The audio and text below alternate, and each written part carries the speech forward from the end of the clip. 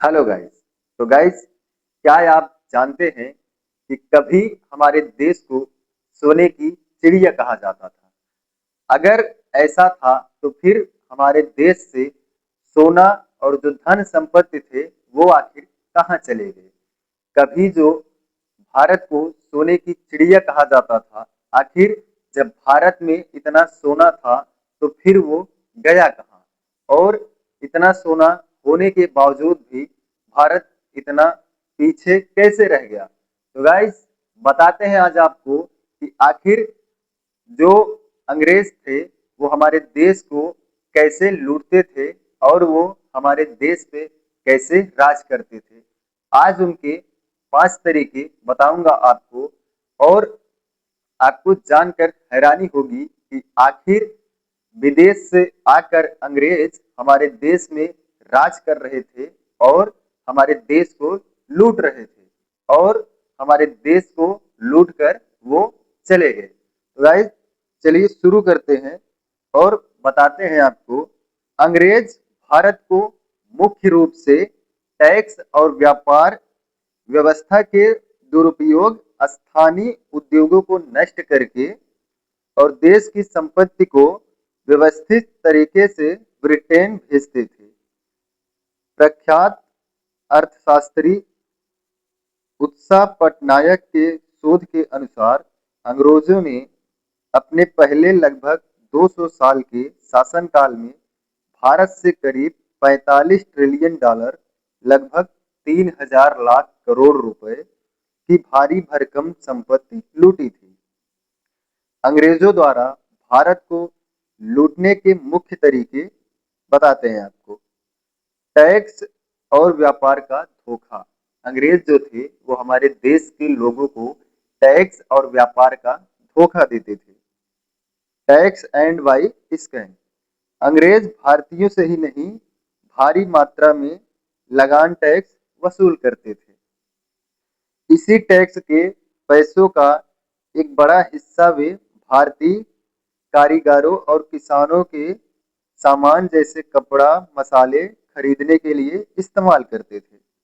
जैसे आज के समय में जो इंडिया की सरकार है, जो गवर्नमेंट है, वो जीएसटी वसूल करती है, वैसे पहले अंग्रेज जो थे वो लोगों से टैक्स वसूल करते थे, जनता से टैक्स वसूल करते थे। इसका मतलब था कि वे भारतीय सामान मुफ्त में लेते थे, क्योंकि भुगतान उसी पैसे से किया जाता था। जो लोगों से टैक्स लेते थे उसी पैसे से वो अपना भुगतान करते थे।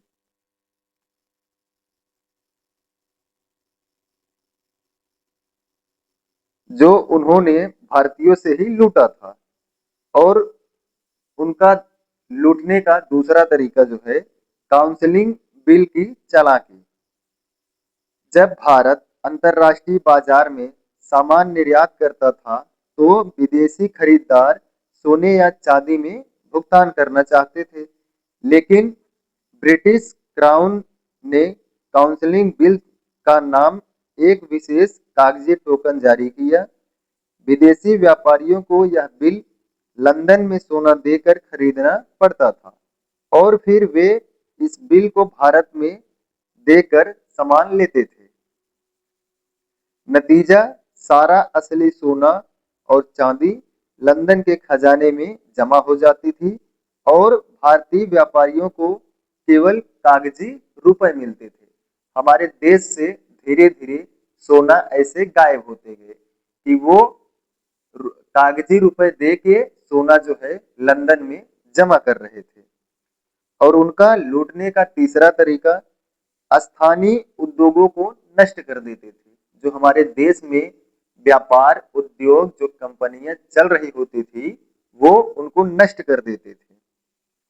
अंग्रेजों ने भारत के पारंपरिक कपड़ा, हस्तशिल्प और जहाज निर्माण जैसे समृद्ध उद्योगों को पूरी तरह बर्बाद कर दिया। उन्होंने भारत से कच्चे माल जैसे कपास और नील को कौड़ियों के दाम पर ब्रिटेन भेजा। जो यहाँ की सामान थी वो उसको कौड़ियों के भाव में खरीदते थे। फिर ब्रिटेन की मिलों में बने तैयार माल को महंगे दामों पर वापस भारतीय बाजार में लाकर बेचा करते थे। भारतीय उत्पादों पर भारी टैक्स लगाया गया ताकि वो ब्रिटिश माल का मुकाबला न कर सके। और उनका सबसे फेवरेट डायलॉग जो था, फूट डालो और राज करो, यानी कि लोगों को आपस में लड़ाओ, जब वो लड़ने लगे तो जो उनका सामान रहे वो लेकर भाग जाओ, यानी फूट डालो और राज करो। ये उनका सबसे फेवरेट दिमाग था। अंग्रेजों ने भारतीय राजाओं और विभिन्न समुदाय के बीच आपसी मतभेदों और लालच का फायदा उठाते थे। वे एक राजा को दूसरे के खिलाफ सैन्य मदद की धोखाधड़ी वाले समझौते जैसे सहायक संधि की पेशकश करते थे। बदले में वे उन राज्यों पर नियंत्रण हासिल कर लेते थे और वहां से भारी मात्रा में धन वसूलते थे। जहां जहां लोगों को आपस में लड़वाते थे, वहां वहां अपना कब्जा कर लेते थे। अकाल के समय भी अनाज का निर्यात। भारत में गंभीर सूखे और अकाल की स्थिति में थी। अंग्रेजों ने अपनी क्रूर नीतियों को नहीं बदला।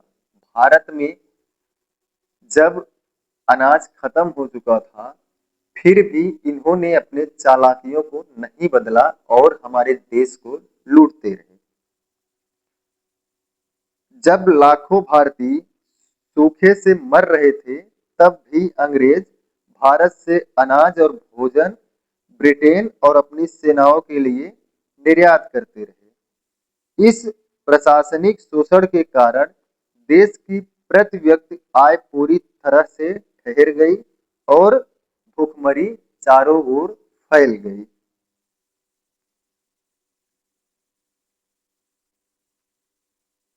ऐसे ही जो अंग्रेज थे, वो हमारे देश में काफी साल तक राज किए और बहुत ही